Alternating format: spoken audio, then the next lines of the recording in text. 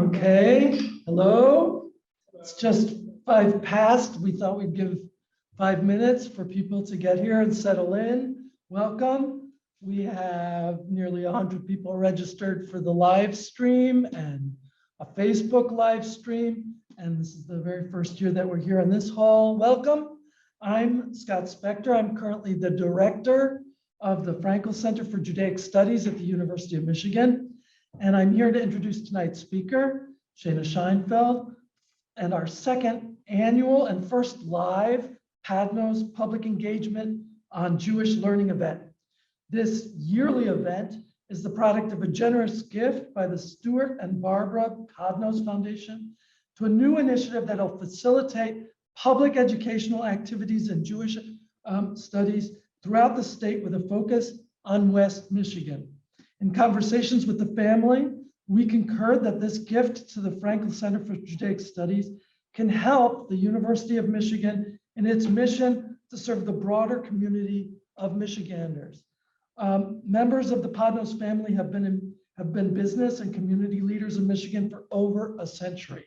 In 1988, the late Stuart Padnos created the Louis and Helen Padnos Foundation Visiting Professorship in Judaic Studies in commemoration of his parents, Helen and Louis Padnos, beginning a long-standing and productive relationship between the Padnos family and the Frankel Center for Judaic Studies. And we're very pleased now to join with Grand Valley State University in this partnership.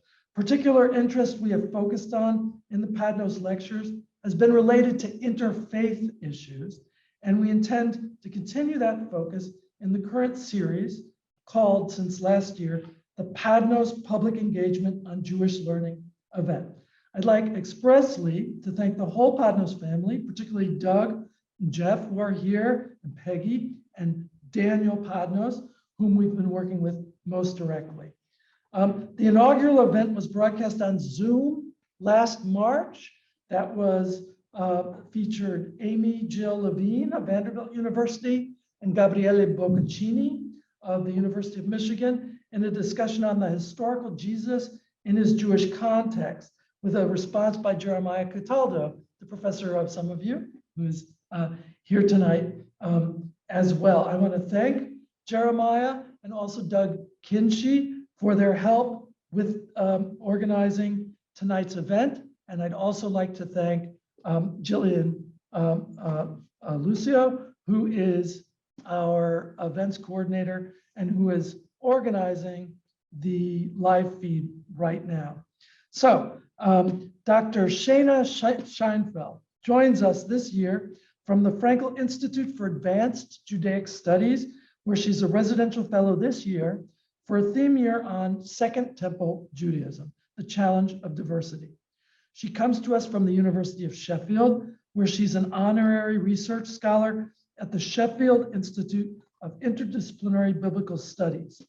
Her research interests lie at the intersection of Judaism and Christianity in the first several centuries of the Common Era and around the construction of gender in antiquity. In December, her long-awaited co-authored textbook, Jewish and Christian Women in the Ancient Mediterranean, will be released. Dr. Sheinfeld has written on gender and Judaism, on ancient apocalypses, and on the intersection of the Bible and popular culture. While a fellow at the Frankel Institute, she's working on a book-length project on inclusivity and authority in ancient Judaism and Christianity. Tonight's lecture has the compelling title, When Patronage Was Matronage, How Jewish Women's Money Supported the Early Jesus Movement. Dr. Sheinfeld will answer questions after the lecture, and I'll also try to help to bring some questions from our visitors online using this device. And following that, we'll have a meet and greet and light reception directly outside in the exhibition hall. So please join me in welcoming, finally, Dr. Sheinfeld, Shayna Sheinfeld.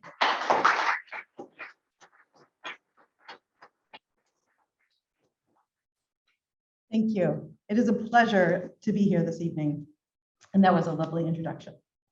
I'm grateful to be delivering this talk this evening on the ancestral lands of the, I knew I was going to do this. I'm a little nervous. That was really try again. I'm grateful to be delivering this talk on the ancestral lands of the Ojibwa, Odawa, and the Potawatomi, who were forcibly removed from this land. Tonight, I want to shed light on some questions of the lives of Jewish women in the first century. What I would like to highlight by the end of this talk is that, broadly speaking, many of our popular portrayals and conceptions of women in the ancient world are inaccurate. Media in general portrays women from around the time of Jesus, that is, women in the first century within the Roman Empire, as having limited agency.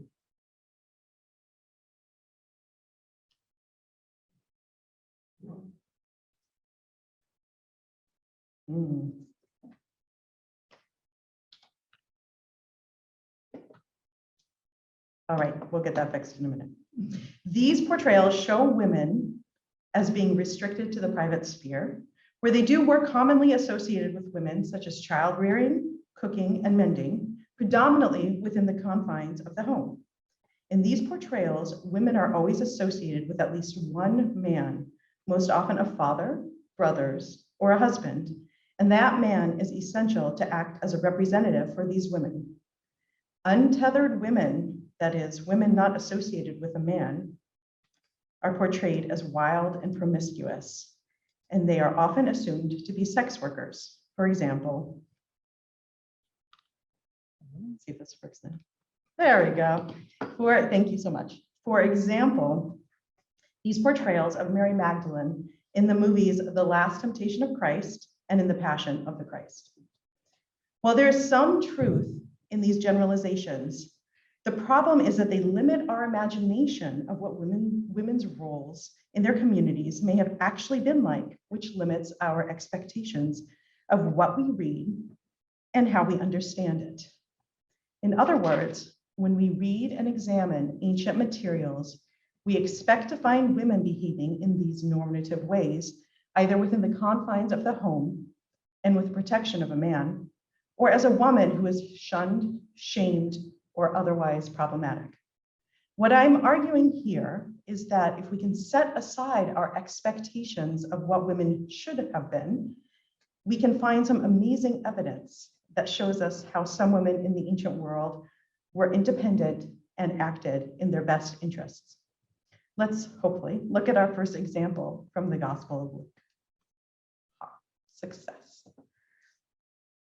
Soon afterwards, Jesus went on through cities and villages, proclaiming and bringing the good news of the kingdom of God. The 12 were with him, as were some women who had been cured of evil spirits and infirmities. Mary, called Magdalene, from whom 7 demons had gone out, and Joanna, the wife of Herod Stuart's Chusa, and Susanna, and many others who provided for them out of their resources. This passage, which serves as a transition in the gospel, highlights the fact that on Jesus's travels, he is accompanied by the 12 apostles and 3 named women, Mary, Joanna, and Susanna, as well as other women who were unnamed, who provided for them out of their resources. So what is the role of these women as fellow travelers alongside Jesus? What does it mean that they provided for them out of their resources? Some interpreters like to assume this meant they were baking cookies or mending clothes, but the Greek implies that their resources were made up of possessions, wealth, or finances. Something beyond a sheltered domestic life for women is on display here. We will return to this passage shortly. First, let me be explicit about what I'm arguing here. From the beginning of his ministry, Jesus's apostles, disciples, and more broadly, his followers included women. While these followers, regardless of gender, came from every stratum of life and every economic class, women were essential for the financial and social support that allowed this early Jewish movement to exist. The evidence is explicit. For instance, the Gospel of Mark mentions Mary Magdalene and Salome as women who provided for Jesus. Luke, in addition to the excerpt I just mentioned, talks about Martha, who hosts Jesus in her home. In Acts, Lydia welcomes the Apostle Paul and his cohort to her home, where they all stay while they are in the city of Thyatira. These women were not unusual, however, in their active financial and social support of causes they were committed to. Indeed, when we look for it, we see all sorts of evidence across the early Roman world for women wielding what financial and social power they had, and with it wielding agency, that is, their freedom to make decisions independently. While it is true that ancient societies, just like modern ones, just like ours, are predominantly patriarchal, this talk will explore and contextualize the women of the early Jesus movement among other Jewish women as possessors of capital and as active actors in the social, political, and religious world in which they lived. So returning now to our passage from Luke. One thing is clear: Mary, Joanna, Susanna, and the other unnamed women used their own resources to support the Jesus movement. While Luke mentions the support they gave, this translation that we're looking at right now, the New Revised Standard Version, establishes the women as stragglers, as literary afterthoughts. Perhaps the translation is set up to answer the unasked question of how did Jesus and the 12 survive while they traveled around? But this translation downplays the role of these women. The way the actual Greek is set up, the verse should read, the women alongside and is equal to the 12, something like this. With him, that is, with Jesus, were the 12 and certain women, and then the explanation of who those women are. In other words, these women, while distinct from the 12, are described in a way that suggests that they might have been just as important as the 12 and must have been an integral part of the Jesus movement. They traveled around with Jesus, participating in Jesus's ministry in the Galilee, and they frequently supplied financial support for the entire group. These women then were women with the freedom and personal wealth to go where they wanted and to spend their money without needing permission or supervision from a man. This concept is quite different from the stereotypical assumptions about women in this period, as I mentioned at the beginning of this talk.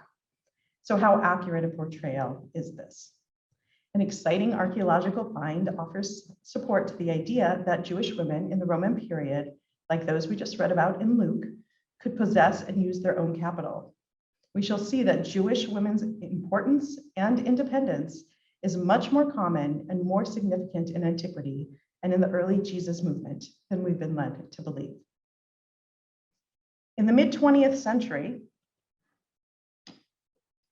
excavations in the Judean desert unearthed many wonderful finds for scholars of ancient Judaism. You may have heard one called the Dead Sea Scrolls. Yeah, okay.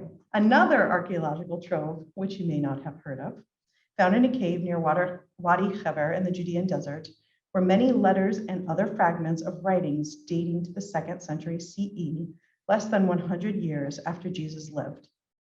Among these discoveries were a bundled group of papyri that contain legal documents originally belonging to a Jewish woman, to Jewish women, including some about a landowner named Babatha.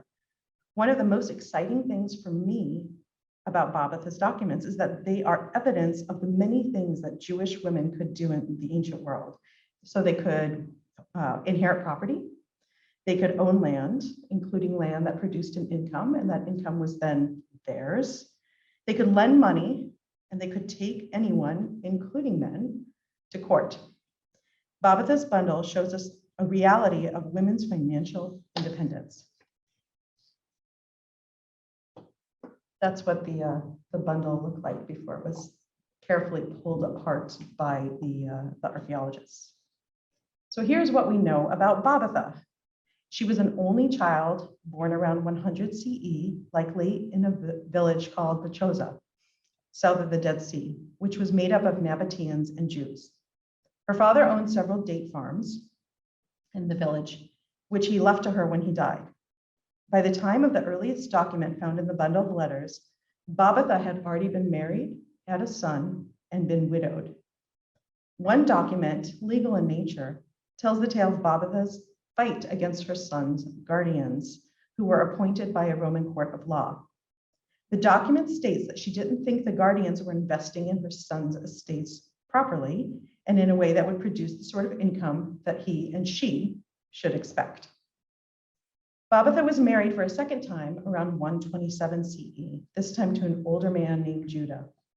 Judah had another living wife, Miriam, and a daughter of marriageable age. Babatha's new husband seems to have assisted her in legal and economic matters, as we have evidence that he acted as her legal guardian so that she could declare her property in Mechoza during the Roman census in 127. In February 128, documents attest that Babatha lent her new husband money so that he could pay for a wedding gift for his daughter. By June 130, Babatha was once again a widow. In September of that year, she seized her late husband's date crop in lieu of a marriage settlement that had never been paid out to her. By July 131, Babatha was caught in a legal battle, you probably saw this coming, with her co-wife, co-widow, Miriam, over the belongings of their former husband left behind at his death. The last dated document of the Babatha archive is from August 132 CE, which likely overlaps with the beginning of the Bar Kokhba revolt, the last Jewish military revolt against Rome. The Babatha archive is incredibly precious evidence. It highlights the potential position and power of Jewish women in the Roman Empire. Babatha inherited date orchards from her father, which provided an income that she managed knowledgeably. She appointed male guardians after her husband's first death. She had the ability to sue them for incompetence when they did not invest in her son's estate in a financially expedient way. Babatha lent money to her second husband, and after his death, she was able to seize his date crops in lieu of an unfulfilled marriage settlement that was due to her. The Babatha archive also highlights that while many of our ancient sources describe Jewish women as living under a man's control or supervision, these documents clearly show that it was also possible for a woman to own her own property, inherit, legally dispute guardianship of the children,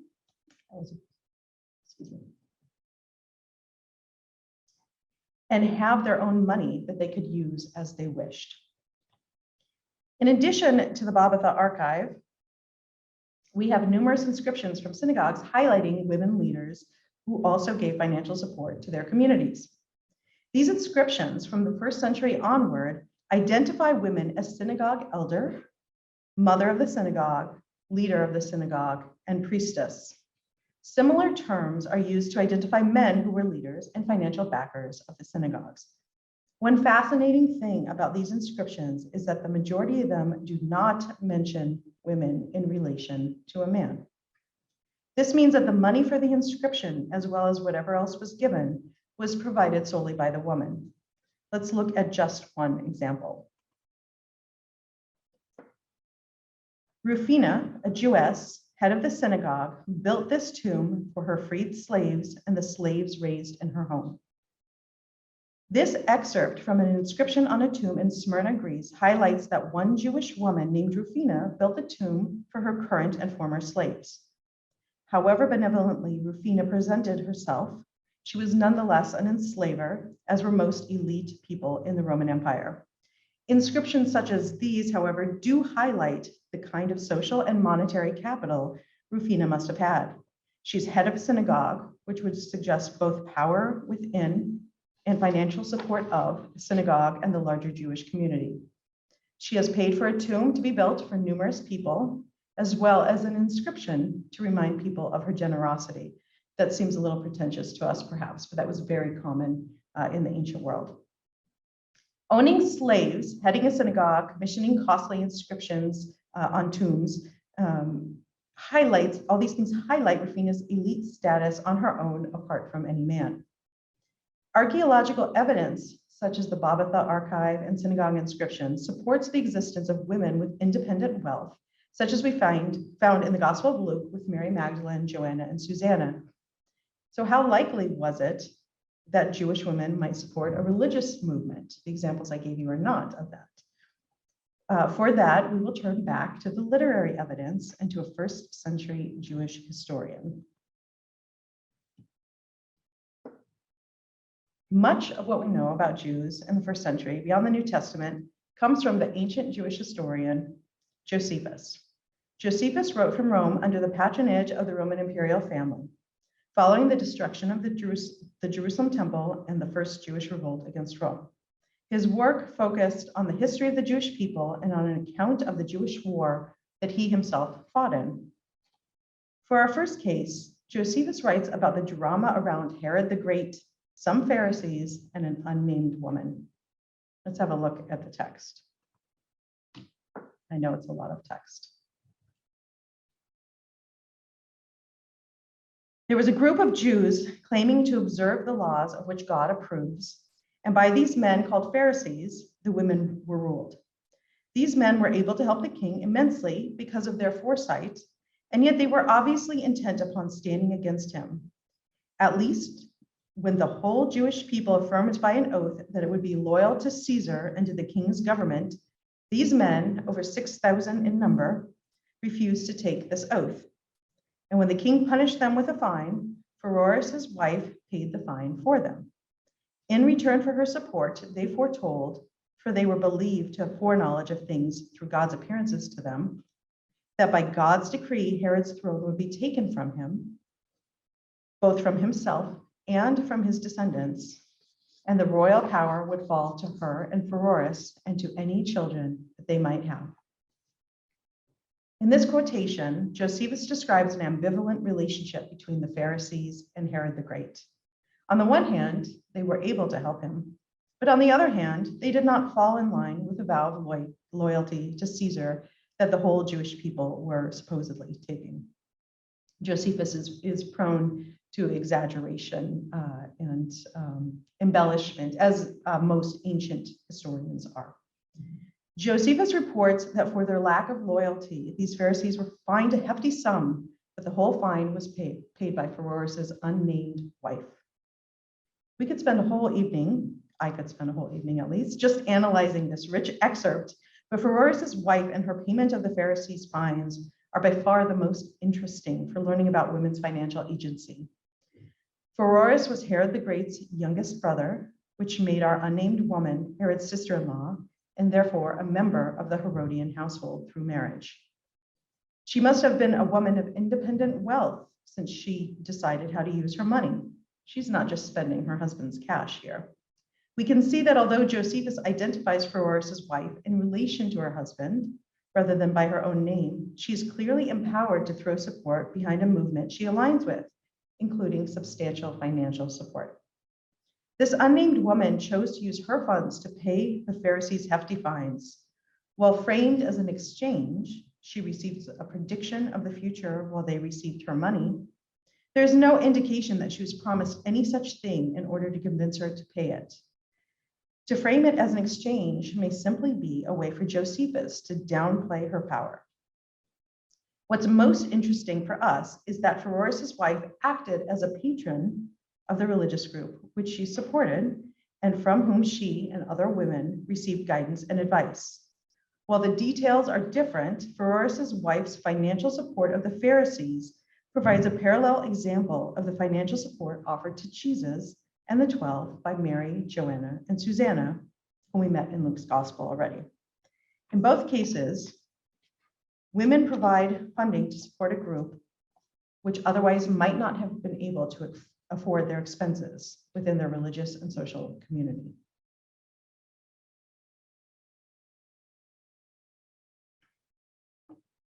Josephus provides us with another example of a Jewish woman named Fulvia, who offers financial support to the Jerusalem temple. This example demonstrates how widespread this practice must have been, since it takes us outside of Roman Palestine to the city of Rome and into the experience of a particular woman who had begun practicing Judaism.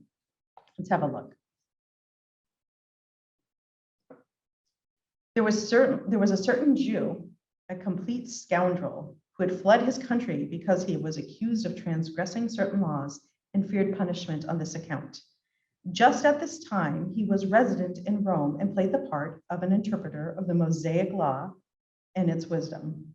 He enlisted 3 confederates not a whit better in character than himself, and when Fulvia, a woman of high rank who had become a Jewish proselyte, began to meet with him regularly, they urged her to send purple and gold to the temple in Jerusalem. They, however, took the gifts and used them for their own personal expenses, for it is this that had been their intention in asking in gifts from the start.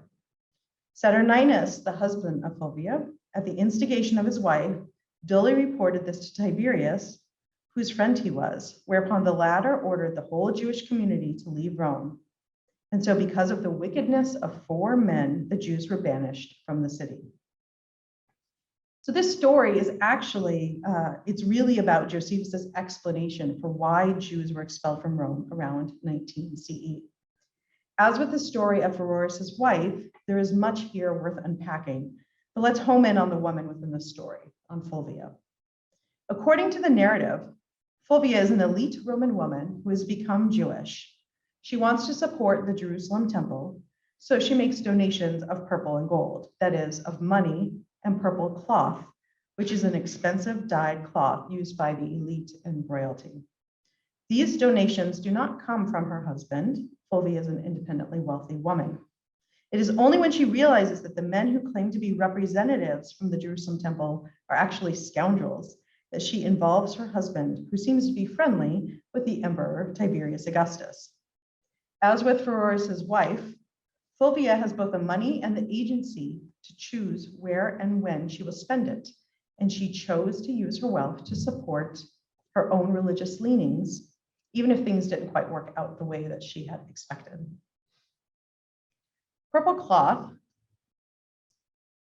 like the sword that Fulvia wanted to donate to the temple in Jerusalem, also features in another vignette of wealthy women supporters of religious groups. The book of Acts, written by the same author who composed the Gospel of Luke, describes another woman whose wealth comes from the manufacturing of purple cloth and who uses her money to support the Apostle Paul and his entourage. Here's that text. On the Sabbath day, we went outside the gate by the river where we had supposed there was a place of prayer, and we sat down and spoke to the women who had gathered there. A certain woman named Lydia, a worshiper of God, was listening to us. She was from the city of Thyatira and a dealer in purple cloth. The Lord opened her heart to listen eagerly to what was said by Paul. When she and her household were baptized, she urged us, saying, "If you have judged me to be faithful to the Lord, come and stay at my house." And she prevailed upon us. In this excerpt, we learn that Lydia is a wealthy woman. She is a dealer, a merchant of purple cloth, which is previously noted is an expensive dyed material sold to the elite and was a signifier of wealth in the Roman world. She's head of her household, her own oikos in the Greek, which might include any unmarried children, enslaved and formerly enslaved people, as well as other people called clients, not business clients, but those who would owe her social capital as part of the Roman patron-client system. She also owns a physical home. She's clearly a wealthy woman with social influence. She offers up that social influence and some of her wealth when she invites Paul and his entourage to stay at her home while they are in Thyatira, where she will provide food and lodging as long as they are guests. In addition to purple cloth, as associated with Fulvia and Lydia, and the cold hard cash of Pheroras' wife, expensive oils and rich spices are another clue to women's financial independence. The Gospels of Matthew and Mark tell the story of an unnamed woman in Bethany who anoints Jesus' head with a costly ointment.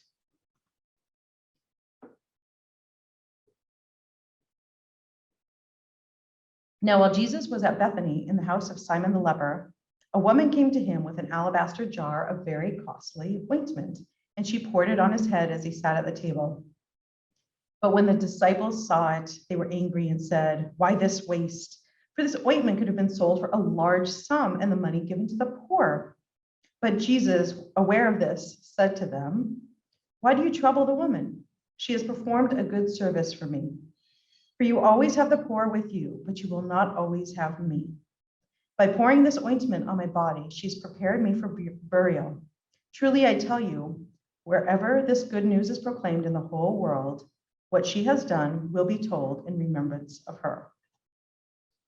While we know very little about this woman, we do know that she was able to purchase an expensive ointment in a lovely jar, and she used that to anoint Jesus, pouring it over his head. While the act of anointing in the ancient Near East was usually reserved for the consecration of a priest, a king, or other high government officials, the Gospels here understand it as an act related to anointing a corpse to cover the smell. The anointing of a corpse with spices was done predominantly for the elite, and when it was performed, was a task usually performed by women. For example, but on the first day of the week, at early dawn, they came to the tomb, taking the spices they had prepared.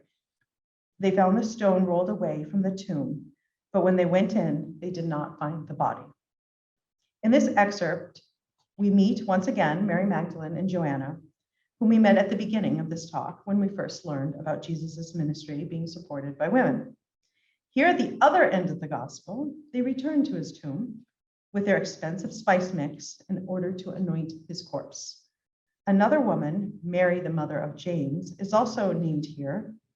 And once again, we have the phrase, and the other women, highlighting that there were always additional unnamed women in this core group, just as we saw in Luke 8.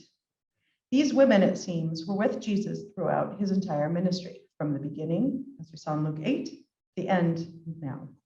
While we briefly talked, lost my place, providing for him, these women provided for him and his followers, including providing burial procedures with costly spices. While we briefly talked about the Apostle Paul when we looked at the example of Lydia, we would be remiss if we did not note the variety of women involved in the movement that Paul inherited, as told from his perspective. The following is an excerpt from Paul's letter to the Romans. It's taken from the end of the letter where Paul offers his greeting before signing off. And I've bolded the important bits. Paul can be a little bit wordy if you've ever read Paul's letters. So, I commend to you Phoebe, our sister, a deacon of the assembly at Concreae, so that you may welcome her in the Lord as is fitting for the saints, and help her in whatever way, in whatever she may require from you, for she has been a benefactor of many and of myself as well. Greet Prisca and Aquila, who work with me in Christ Jesus and who risk their necks for my life, to whom not only I give thanks, but also all the assemblies of the Gentiles. Greet also the assembly in their home. Greet Mary, who has worked very hard among you. Greet Andronicus and Junia, my relatives who are in prison with me. They are prominent among the apostles, and they were in Christ before I was. Greet those workers in the Lord, Tryphena and Tryphosa. Greet the beloved Persis, who has worked hard in the Lord. Greet Rufus, chosen in the Lord, and greet his mother, a mother to me also. Greet Philologos, Julia, Nereus and his sister, and Olympus and all the saints who are with them. Greet one another with a holy kiss. Don't do that now because of the pandemic, please. All the assemblies of Christ greet you. The pandemic bit was my own little inserts. Hopefully you know that Paul didn't write that. First, take a look at the bolded and underlined text. Each name, which is bolded, is a woman's name. Bolded phrases highlight where we can find examples of patronage.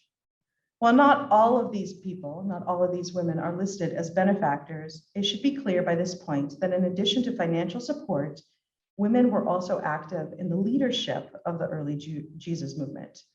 And for those who clearly offered financial support, based on this letter, Paul mentions two specifically.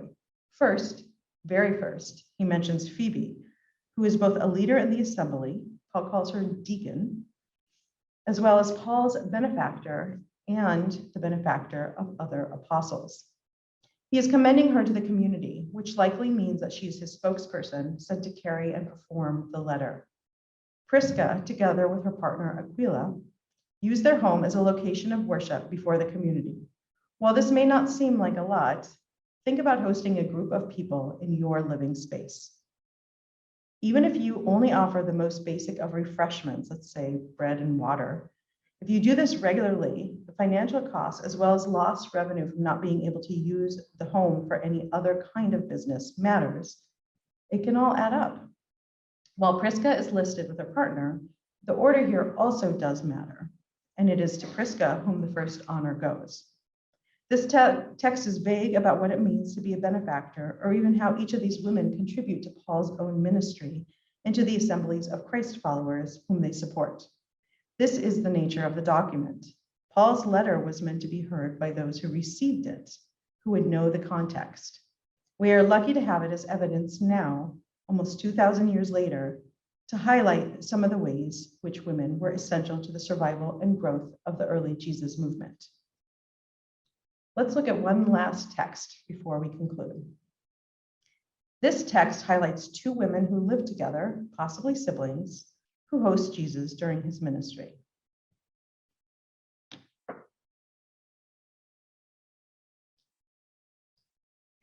Now, as they went on their way, he entered a certain village where a woman named Martha welcomed him into her home. She had a sister, Mary, who sat at the Lord's feet and listened to what he was saying. But Martha was distracted by her many tasks. So she came to him and asked, "Lord, do you not care that my sister has left me to do all the work by myself? Tell her then to help me." But the Lord answered her, "Martha, Martha, you are worried and distracted by many things. There is need of only one thing. Mary has chosen the better part, which will not be taken away from her." In this passage, Jesus and those who traveled with him enter a village and are taken in by Martha, a woman of probably modest means, who has the resources to host and entertain, but not enough money to have enslaved people to wait on her and her guests. Instead, Martha does the hosting herself, any preparing, cooking, serving, clearing, and cleaning up, let alone any service related to lodging. Martha's support here makes it possible for Jesus and any other guests, including Mary, to learn from Jesus' teaching. While it is easy to focus on Martha's complaint, it is important to note that it comes not from the service she is doing, but from the lack of support in that service. Martha has the desire and financial wherewithal to host an opportunity Jesus takes her up on, but she does not have the means to pass along the work of hosting to someone else in order to sit and learn with her guest. One more comment here about this story. Scholar Mary Rose D'Angelo has noted that most ancient manuscripts of the Gospel of Luke read, if you look at the bolded and underlined portion, you can see the difference here, that she had a sister named Mary who also sat at the Lord's feet. In these manuscript traditions, it is not just Mary, that is Jesus's disciple, and Martha working as host, but that Martha is doing literally everything, acting as disciple and hosting guests. While this doesn't change our observation about Martha's patronage of Jesus, it is an interesting spin to imagine Martha's exhaustion at what must have been so much more even beyond hosting, taking care of her guests, and also trying to learn from Jesus as a disciple. As I transition into the end of this lecture, I want to share a story with you of my own. A few years ago, I taught a class on Jewish and Christian women in antiquity at Center College in Kentucky. On the first day of class, my students and I performed a thought experiment. We pretended we lived 2,000 years in the future in the year 4017, and that we were archaeologists looking to reconstruct the historical record of women on campus in the early 21st century. For this experiment, we decided that as evidence, we had any statues, donation plaques, and 1 out of every 4 portraits or paintings. We could also use whatever we could find in the archives. Just so you know, I spoke with the archivist ahead of time and asked her to pick out some highlights from the college's history. We walked around campus looking at inscriptions, looking at donor plaques, sculptures, and pictures. We took notes, discussed what we had found. We visited the archives and went through the evidence we found there. So through this evidence, we came to the following conclusions about women at the college in the early 21st century. First, women were a minority. Second, there were a few named women who had money that they donated in their own name to the college. Most women, number three, most women who are mentioned were done so in relation to their husband or another man, such as their father, brother, or son. 4, we know almost nothing about women who were not upper class and could not afford to donate money and have plaques of some kind made. We found firm evidence that at least one woman graduated in 1969 based on an inscription from a donated sculpture. One woman graduate. Last, from the archives, we learned about a house mother in charge of a small dorm when the college was still young. We also learned that the men of this dorm tormented her cat. Thank you, archivist, for that one. There was little evidence of women as administrators or professors at any level at the university. There was almost no evidence of women successfully attending the college or graduating. There was little evidence of women's active participation in campus life. Of course, had we expanded our data set, had we included other evidence such as yearbooks, college newspapers, and rosters from graduation, we would have had quite a lot more evidence. But those things, those papers, don't last. However, the limiting nature of evidence some 2,000 years removed was an essential part of this thought experiment. The evidence we have when we think about constructing any women in antiquity is akin to, but probably even sparser than, the evidence my students and I explored that day. If this is indeed the case, and I believe it is, if we extrapolate from the evidence that I've gone through today, just imagine the impact Jewish women must have had on the early Jesus movement. Patriarchal systems and institutions tend to obscure or even erase altogether the breadth, depth, and importance of women's contributions, both in the ancient world and today. It is up to us to read and examine all sorts of evidence, and not just texts that are trying to argue using forceful rhetoric that women should and what women should and should not do. When we look at material evidence like Babatha or synagogue inscriptions, we see the possibilities open up before us. And the women around the early Jesus movement become bolder and more in focus.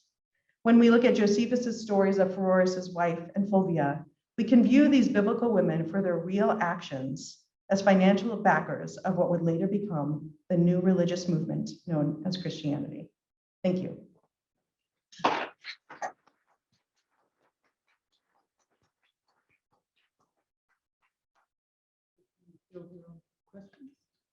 Sure. Are there any questions?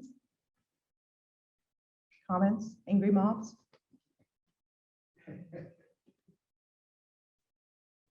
I'm also going to look here.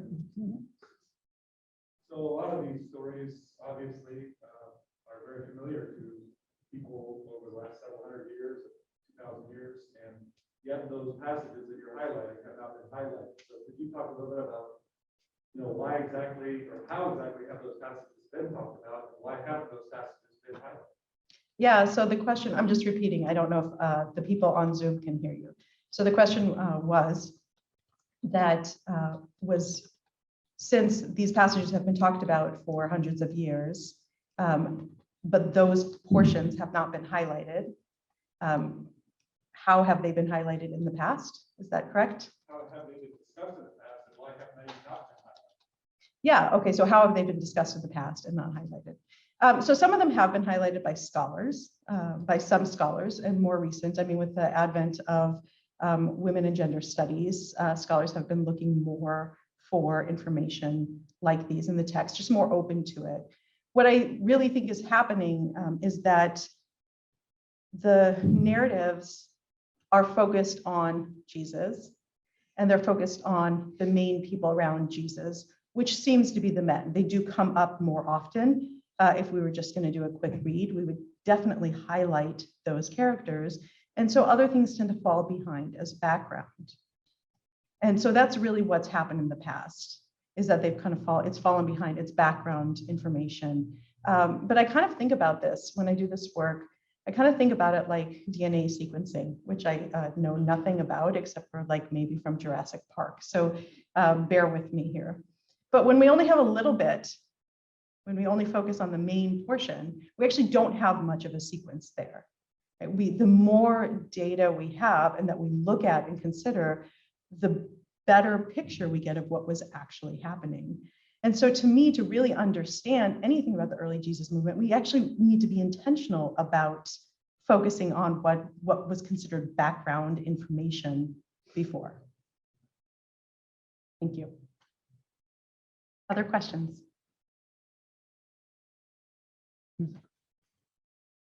With these stories early in the first century show Jewish and Christian openness to leadership and financial support of women. Why is it that both many Judaism following and Christianity became so sexist?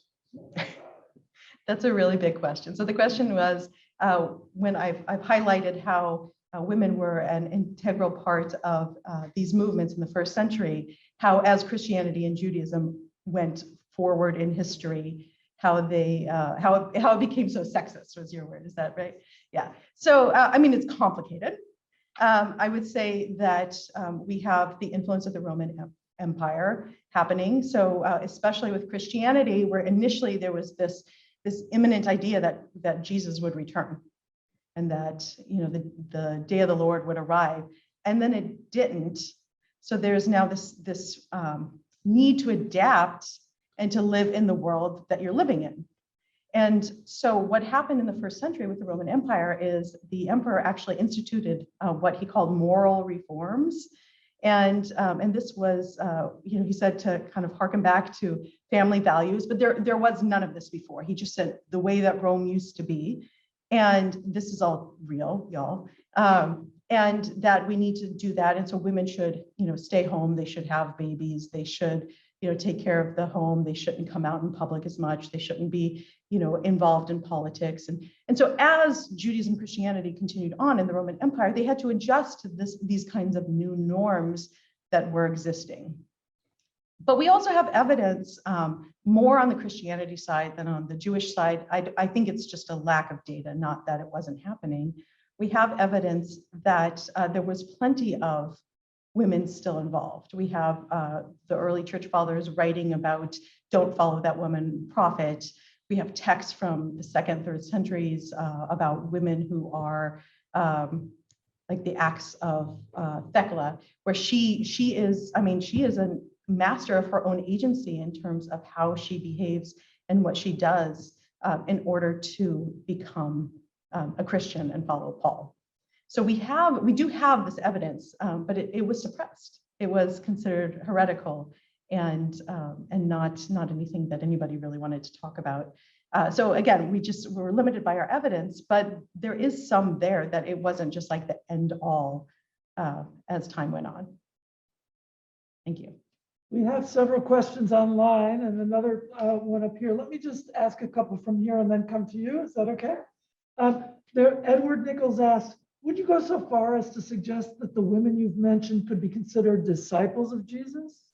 Explain. Yes. So I do indeed think that the women were disciples of Jesus, the ones that we read in the New Testament text. Disciple means somebody who follows, right? It's somebody who learns from and follows. So these women traveled around with, served financially at least, and belonged to this group. I don't see how we could call them anything else but disciples. And a longer question here has to do with just the specificity of women. Why are there no insights into why these women would support leading or rising men in their preferred religious movement? Can something be said about the possible biology of this? Is it a maternal impulse? Does their hospitality to the early Christian meetings show their eagerness to move to a more egalitarian version of religious participation? Is it only about wealth? Yeah, so this is a complicated question. in terms of the wealth, as I tried to highlight with my example of when I took my students out, what we have evidence from is generally the elite population, period. So is it only about wealth? Probably not. Is that what we have evidence for? Mainly. And so that's really where we can draw from. Was there another portion of that you No, could? just Okay. about the specificity of the maternal impulse or Ah. something special about the female contribution that would have been different. So besides the question of visibility of the contribution, was the quality of the contribution different based on some kind of gender, in your opinion? Yeah, I mean, that's a good question. Was the quality of the contribution different because of gender? Was it different? Probably, but it was probably like our society today, informed by the social norms that existed at the time. So how was it different? It was probably based on what was acceptable and less acceptable in society at the time. We did have a question Okay. over here. Yeah, so I was wondering about what effects of sexism could be the potential motivator to leave these women out of these texts if they play such crucial roles at this time. Is it just sexism or is there more there? Yeah, so the question was whether it's just sexism that would cause people to leave women out of the text or to ignore their presence in the text. I mean, we have 2,000 plus years of interpretation, and these were and are patriarchal societies. So certainly that plays a big factor in it. I mean, I mentioned Junia, who's mentioned in the let's see if I can go back. No, it's fine. In Romans, Paul's letter to the Romans. So for a long time, Junia, who's called an apostle, was translated as a man. So the name was basically changed, even though the ancient manuscripts said Junia, because there was just complete lack of ability to understand how a woman could be called an apostle. So it's only in the last 30 or 40 years, maybe more, 50 years, where people are like, hang on, wait a minute, that's not what the manuscripts say. Let's go back. Let's talk about that. Let's make these changes. So, was it only sexism? I don't know, but certainly that played a big role. Thank you. Yes. Yeah, so you talked a lot at the beginning about the limited perspectives of women from early centuries, and then just in the short time you were able to provide a lot of evidence, not necessarily the truth. So just like moving forward, how do you think? Oh, I wish I could just change the narrative. This talk, I guess, is a start. The textbook that I had up on the screen a few minutes ago that I co-authored with two of my colleagues is hopefully another way that we can help change that narrative. But I mean, people have been trying to change the narrative quite a bit. I think one of the most important things is helping people who see things like women and gender studies or queer studies as niche or popular, understand that actually it has a lot to contribute, even if your approach is generally historical, critical, text-based, that there are things that we're missing in the text if we don't stop and ask other questions. So I don't know how to change the narrative. I do hope I can contribute to that change. I have an informed question by a certain Gabriele Boccaccini, our colleague, who says, usually it is repeated that there was a difference in status of women in Judea and the diaspora. The Babatha archive would seem to indicate that this was not the case, at least not in such strong terms. Did widows have more freedom? Could this explain the controversy against the so-called excessive power of widows in the pastoral post-Pauline letters? Oh, it's a question from a fellow colleague and scholar. Did you all get to hear that? Maybe you can explain it a little. Okay, I need to see it. Thank you. So it's about the difference?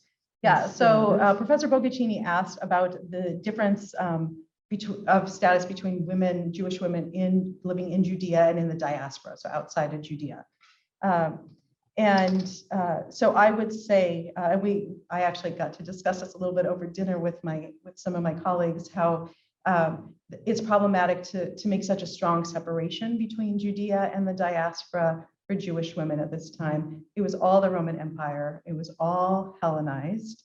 And so that while there were differences geographically, the same way there might be differences even between, say, here and Ann Arbor, that they're not necessarily such huge differences. So that's the first thing. Professor Bogaccini asked then that the Babatha archive would seem to indicate that that was not the case, which is one of the things that I've highlighted here.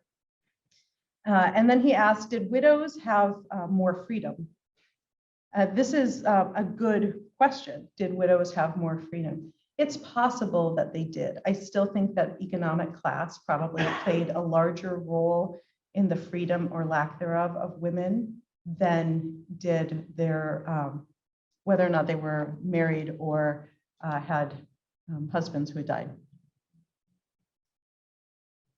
Good. Any other questions?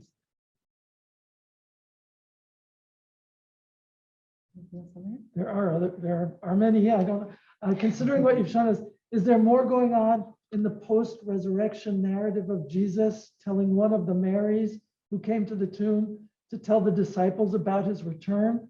Technically, she becomes the first apostle according to the definition of the term. I guess you've addressed this somewhat. Yes, that's not, so there's, I mean, we have plenty of evidence that women were still involved after the death and resurrection of Jesus in the text.